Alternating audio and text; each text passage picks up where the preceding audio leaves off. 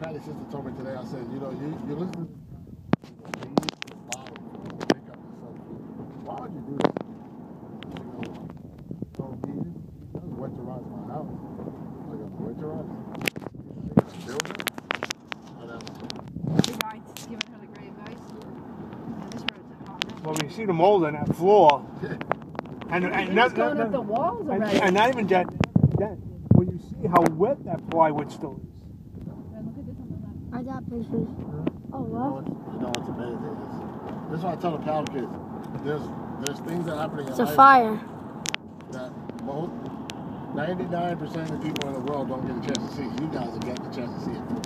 Yeah, it's true. Because, you know, down there you wouldn't be allowed in here. So, especially like Megan was with me when she was a freshman, I think, or matter of fact, she might have been in 7th grade when we went to Katrina.